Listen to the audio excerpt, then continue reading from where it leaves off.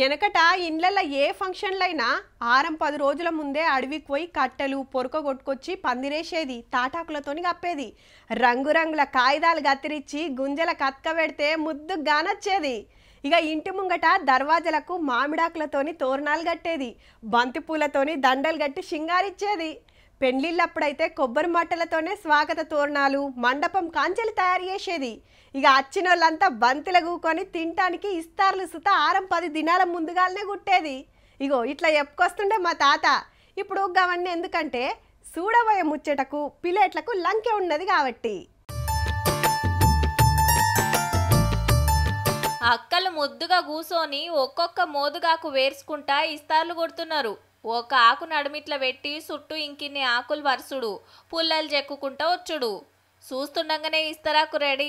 మంచిగా చూడుండ్రి, టెక్నాలజీ ఆడకం చేసి పేపర్ ప్లేట్లను మించిన పల్లాలను తయారు చేస్తున్నారు. ఆదిలాబాద్ జిల్లా మాలేబోరిగాంలో ఉండే ఆదివాసీ అక్కలు ఇస్తరాకు కింద ఓ అట్ట పెట్టి మిషన్లో పెడితే అయిపాయే.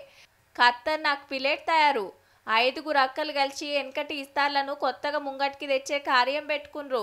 అడవుల పొంటుంటారు కాబట్టి అందరు పోయి మోదుగాకులు కోసుకొస్తారు.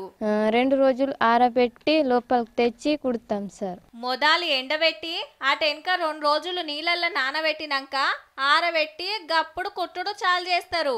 వెనకట్ లెక్క చేతులతో పుల్లలు గుచ్చుకుంటా చేస్తుంటే ఆలస్యమైతుంది కాబట్టి బట్టలు కుట్టినట్టే మిషన్ మీద ఒక్కొక్కళ్ళు రోజుకు 50-60 ఇస్తాలు కుడతారట. ఐటీడీఏ నుంచి మిషన్ ఇస్తే రప్ప రప్ప చేస్తుండ్రు. ఇప్పుడైతే ఆదిలాబాద్ చుట్టుముట్టు ఏరియాల నుంచి ఆర్డర్లు బగ్గనే వస్తున్నాయట. ఒక్కొక్కలేమో 50-60 అయితే తయారు చేస్తున్నాం సార్. తయారు చేసిన మాకు నెలకైతే ఒక 20,000 దాకా అయితే ఆదాయం వస్తుంది సార్.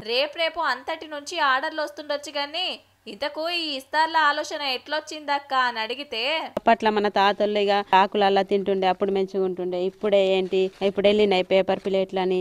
అయితే దాంట్లో ఇప్పుడు రోగాలు వస్తున్నాయి కదా, ఇట్లా చేస్తే మంచిగా ఉంటుంది అన్నట్టు మన నానమ్మ వాళ్ళ అంటేగా. అటు ప్రకృతిని కాపాడినట్టు ఉంటది, నెలకింత ఆమ్దాన్ వస్తుంది. అదిరిపోయింది కదా ఆదివాసీ అక్కల ఐడియా.